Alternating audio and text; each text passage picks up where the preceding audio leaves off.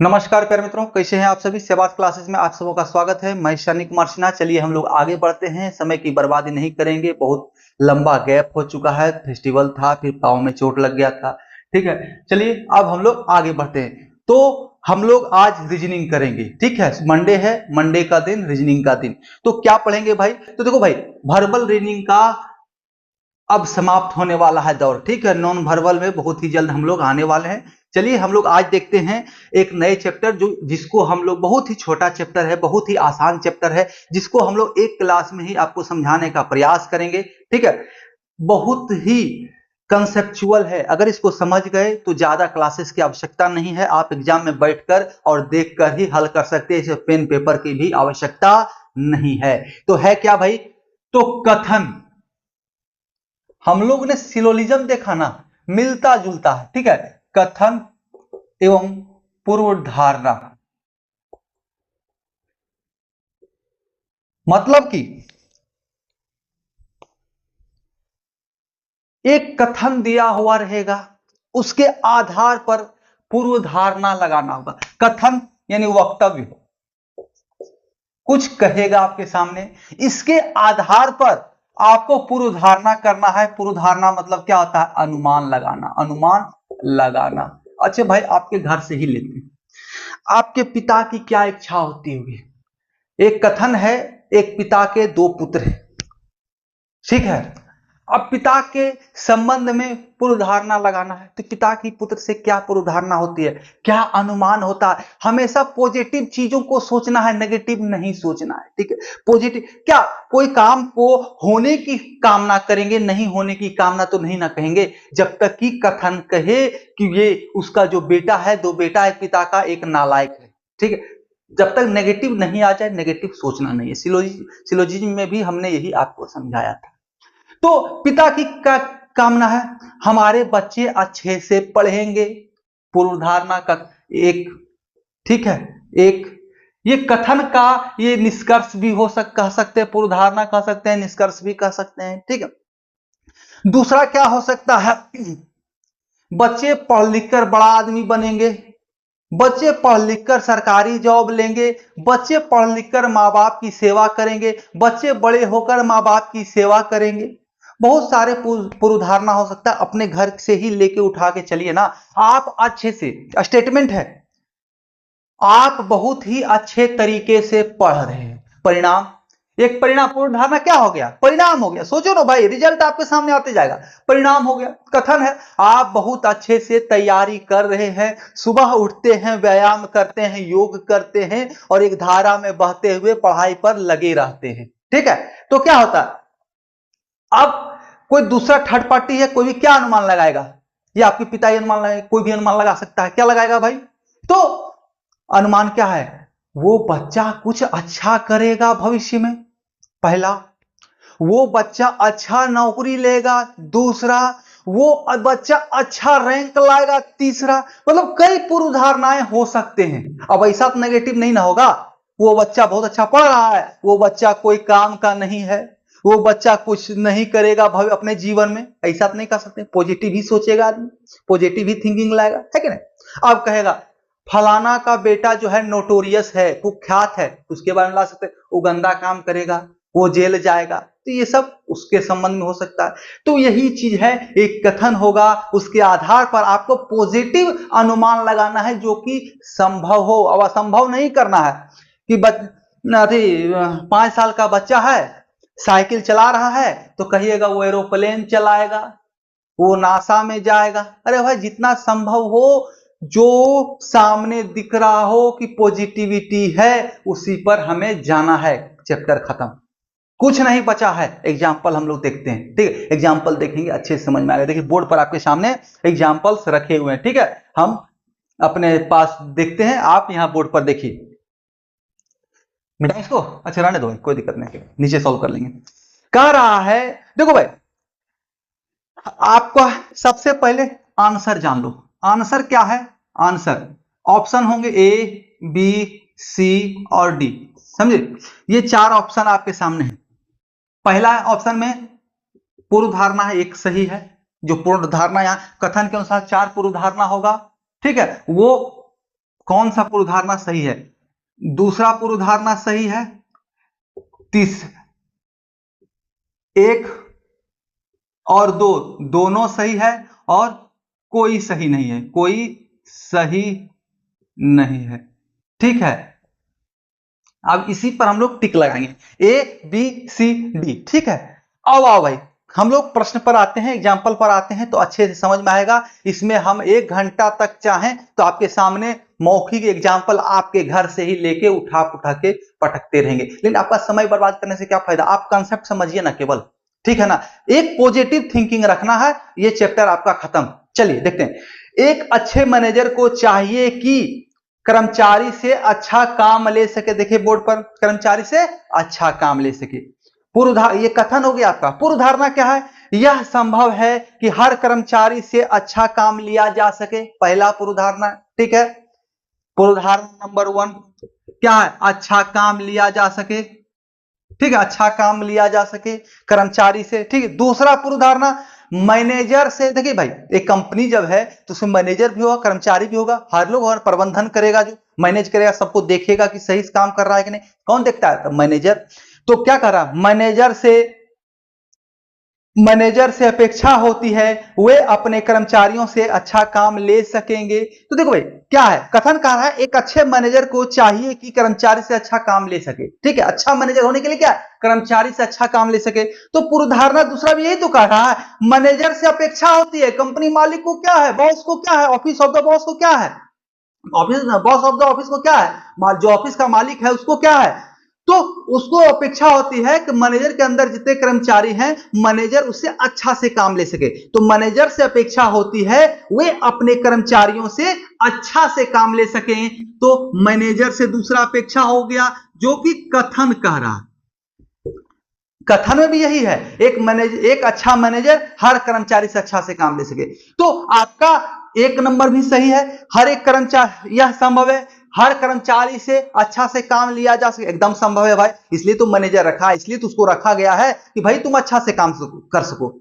ये है ना भाई कि हमको क्यों किसी काम के लिए रखा गया? आपको पढ़ाने के लिए रखा गया। क्यों? तो हम अच्छा से आपको समझा सकें, ये चीज समझा रहे हैं तो अच्छा से समझा सकें। ठीक है, तो वो अपेक्षा हमसे की जा सकती है ना कि अगर हम आपको पढ़ाने के लिए आए हुए हैं तो हम आपको अच्छा से पढ़ाएं। ठीक है, तो ये वो काम करने के लिए आया है तो उससे अच्छा से काम लिया जा सके। सही है, ये भी सही है।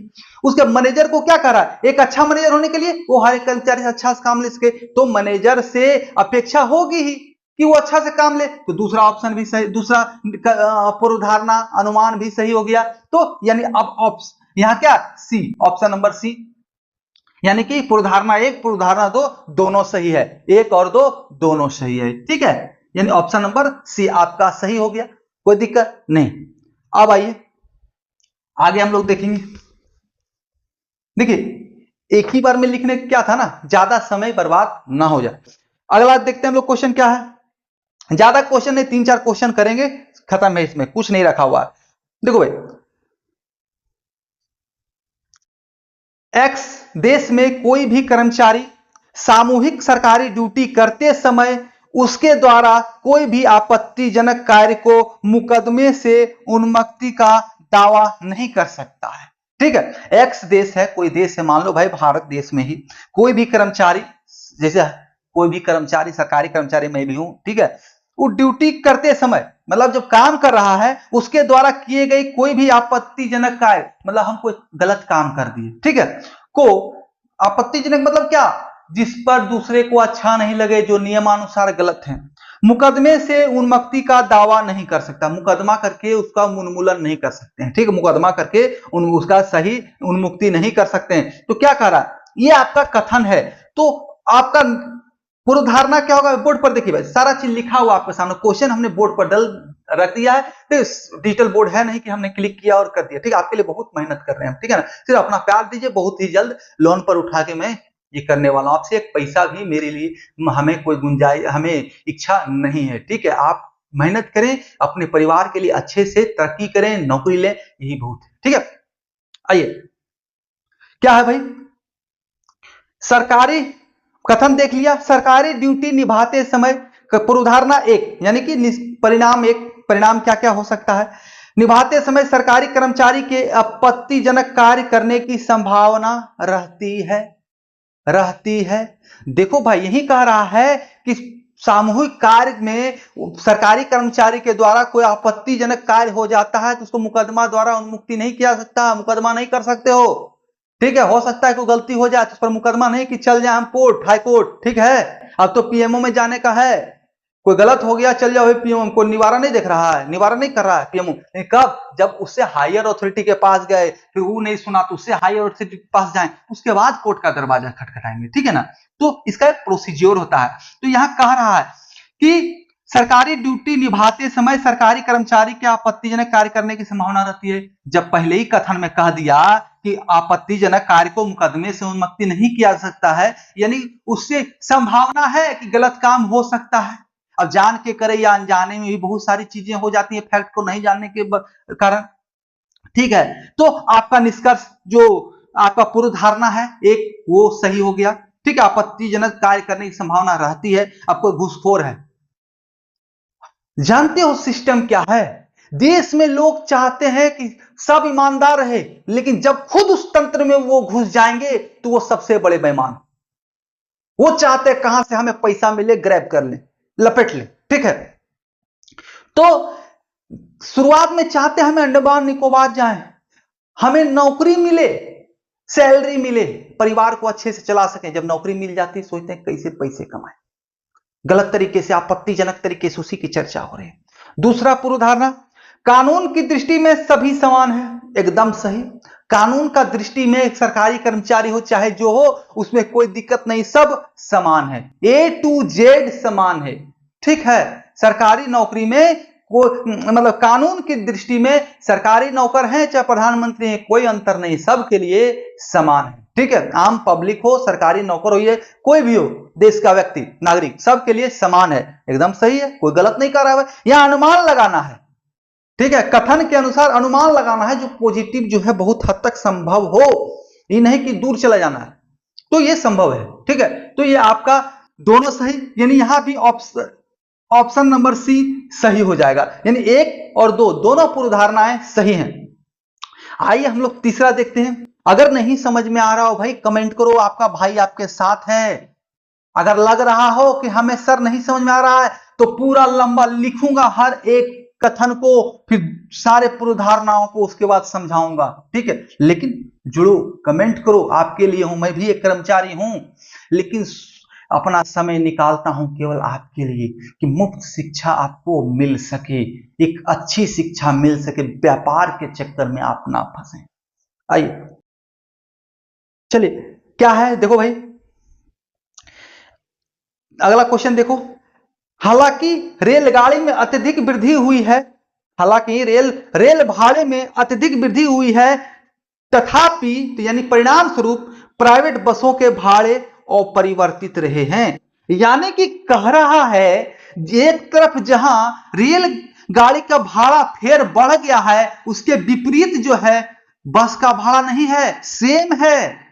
परिणाम पड़ना चाहिए ना, रेलगाड़ी भाड़ा बढ़ा तो बस वालों को भी होना चाहिए कि हम भी अपना भाड़ा बढ़ा दें भाई, रेलगाड़ी बढ़ गया तो हमको भी बढ़ाना चाहिए, लेकिन नहीं, बस का भाड़ा अपरिवर्तित है। ये आपका कथन कहा जा रहा है, कथन कह रहा है, देखिए बोर्ड पर है। अब पूर्व धारणा 2 है इसमें। पहला क्या कह रहा है, प्राइवेट बसों के भाड़े रेल भाड़े पर निर्भर करते हैं। ठीक है, प्राइवेट बसों के भाड़े रेल भाड़े पर निर्भर करते हैं। अब दूसरे, प्राइवेट बसों के भाड़े का नियंत्रण सरकार करती है। देखो भाई, पहला कथन क्या है, बस जो है, प्राइवेट बस जो है वो रेल पर निर्भर करता है, रेल भाड़ा पर, इसका बस का भाड़ा जो है वो रेल भाड़ा पर निर्भर करता है। तो कुछ हद तक सही है, यहां पर कह रहा है रेल भाड़ा वृद्धि हो गया अत्यधिक, लेकिन बस भाड़ा नहीं बढ़ाया। इसका कहने का मतलब यह है, इस कथन का कह रहा है कि रेल भाड़ा भी बढ़ना चाहिए था, जो कि नहीं बढ़ा। ये कथन ये ना कह रहा है जी रेल भाड़ा बढ़ गया, लेकिन तथापि बस भाड़ा नहीं बढ़ा। इसका कहने का यही उद्देश्य था कि भाई बस भाड़ा भी बढ़ना चाहिए, यानी कि बस भाड़ा रेल भाड़ा पर निर्भर है। कथन 1 सही हो गया। दूसरा कह रहा है प्राइवेट बसों के भाड़े का नियंत्रण सरकार करती है। नहीं भाई, प्राइवेट बस में आपको चलना है भाई तो चलो, नहीं चलना है मत चलो, उसका भाड़ा मैं डिसाइड करूंगा, मेरा पैसा लगता है। अगर मेरा बस, मेरा पैसा, हमने उस बस में कितना लगाए वो मेरी जाए, है ना, मेरा पूंजी लगा है, हम डिसाइड करेंगे ना।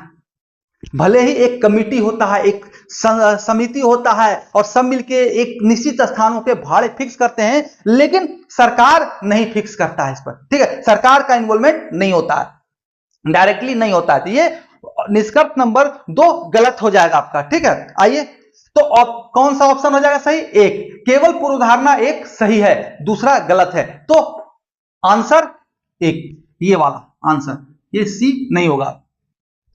अगला क्वेश्चन देखते हैं।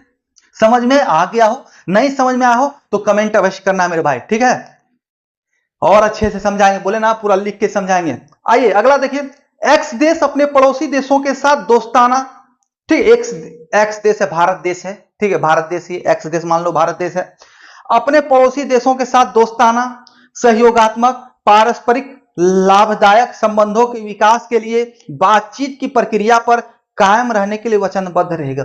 ये तो भारत की प्रकृति है ना भाई, हमारे देश की प्रकृति है ये, हम सबों के साथ चलते हैं, सबों को मिलाकर चलते हैं, हम लोग क्या कहते हैं, सद्भाव में, सहयोगात्मक विचारधारा में, मित्रता में विश्वास रखते हैं, हम सबका साथ सबका विकास। तो ये एक्स देश कह रहा है, तो मान लो अपना देश, ये कथन हो गया कि सबके साथ चलने में भरोसा रखता है एक्स देश, ठीक है, एक्स देश। एक्स देश आक्रामक देशों से घिरा है, सही बात है भाई, एक तरफ पाकिस्तान है, दूसरा तरफ बांग्लादेश है, और यहां राज्य भी आक्रामक हैं, ठीक है, देश तो छोड़ो भाई। एक्स देश आक्रामक देशों से घिरा है और वह अकेला अपनी रक्षा नहीं कर सकता है। देखो भाई, यहां पर हमने हमेशा कहा, शुरुआत में ही कहा था, नेगेटिव चीजों की ओर नहीं चलना हमको, भले हुई वास्तविकता आपके देश के साथ हो, यहां एक्स देश की चर्चा हो रही, भारत की चर्चा नहीं हो रही है, ठीक है ना, भले ही हमारे देश के चारों तरफ वैसे ही लोग हैं, लेकिन हमें हमेशा पॉजिटिव की ओर चलना है। जब कह रहा है सहयोग, विचारधारा, मित्रता, इसके साथ चलने में विश्वास रखता है एक्स देश, हमारा देश, तो पॉजिटिव चीजों की ओर चलेंगे। तो यहां कह रहा है अकेले अपनी रक्षा नहीं कर सकता है, भैया बंगू कर देंगे धर के, ठीक है, कोई दिक्कत नहीं है, लेकिन इस पर ऑप्शन हमारा सही नहीं होगा, क्योंकि यहां पर हमेशा पॉजिटिव चीजों की चर्चा करनी, यहां पॉजिटिव चर्चा हो रही है कि सहयोग के साथ चलने विश्वास रखता है। तो आक्रामक देश हो ना हो उसकी चर्चा नहीं है, तो उसको नहीं लेना, नेगेटिव की ओर नहीं जाना है।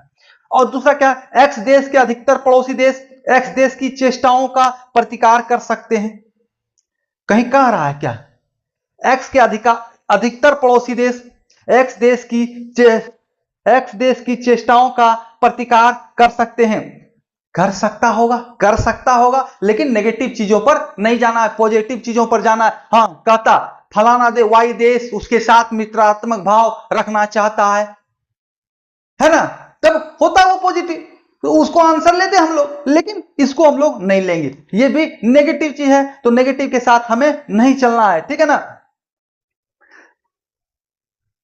तो क्या समझ में ना, आपके सामने जो कथन है उसकी पॉजिटिविटी को देखना है, उसके आधार पर अनुमान लगाना है जहां तक संभव हो, नेगेटिव में नहीं, संभव नेगेटिव भी होता है। हम खाना खा रहे हैं, इसमें दो चीजें हैं, हम खाना खा रहे हैं, हम पढ़ा रहे हैं, दो चीजें, अच्छा पढ़ा रहे हैं, नहीं खराब पढ़ा रहे हैं, ठीक है। तो पॉजिटिव चीजों की चर्चा ऐसे प्रश्नों में हमेशा करनी है। सिलोजिज्म क्या कहता है, जो दिखता हो, जो पॉजिटिव हो उस पर चर्चा करो भाई, नेगेटिव जब तक नहीं आपके सामने आए उस पर नहीं चलना है। आप अगर अच्छा करोगे भाई तो आपके साथ भी अच्छा होगा, कर भला हो भला, ठीक है। तो चलिए इस क्लास को यहीं समाप्त करते हैं। अब इसका ऑप्शन क्या था भाई, 4, कोई नहीं, ठीक है, अंतिम सवाल का आंसर 4 था, कोई नहीं। अब देखो भाई, किसी को दिक्कत हो कमेंट करो, कोई दिक्कत नहीं। और देखो क्लास खत्म करके हम चाहते हैं कि आपसे बच जाएं, चले जाएं, खत्म किए भाग जाए, नहीं भाई, थोड़ा सा कभी कभी सजेशन भी होना चाहिए, आप लोग हमारे साथ बने रहें एकदम जरूरी रूप से, ठीक है भैया। देखो बहुत सारा एग्जाम है, ठीक है, एग्जाम के लिए क्या करना होता है, हाँ, प्रिपरेशन, तैयारी। रेस का घोड़ा देखे हो और नहीं तो कोई कुत्ता को ढेला मार दो और भागो तुम, ठीक है। देखो कुत्ता कितना रफ्तार से तुम्हारे पीछे भागता है और तुम्हारा रफ्तार देखो उसेन बोल्ट को पीछे कर देगा, ठीक है। तो अपने आप को गन्ने की तरह निचोड़ना सीखो। गन्ने को देखते हो ना भाई, एक बार रस निकालता है फिर दोबारा मशीन में डालता है उसको, फिर 3 बार डालता है, जब तक आखिरी कतरा तक नहीं निकल जाए ना तब तक उसको डालते रहता है, ठीक है। तो उसी तरह अपने आप को जो है ना 2-4 सालों तक उसी तरह डालो, ठीक है ना। 2-4 सालों की आवश्यकता नहीं, साल 2 साल में ही आपको सिलेक्शन मिल जाएगा। उसके बाद और अच्छा चाहिए तो और अच्छा के लिए तैयारी करो, लेकिन अच्छा से, ढंग से और बाहरी आबो हवा से दूर रह के तैयारी करो, ठीक है। और देखो सिलेक्शन अपने आप आपके पीछे भागेगी, ठीक है। आप चुनोगे हम यहां जाए या वहां जाए, ठीक है। मेरे साथ हो चुका है भाई, ठीक है। चलो मिलते हैं अगले क्लास में अगले नए चैप्टर के साथ, तर्क वितर्क के साथ। धन्यवाद।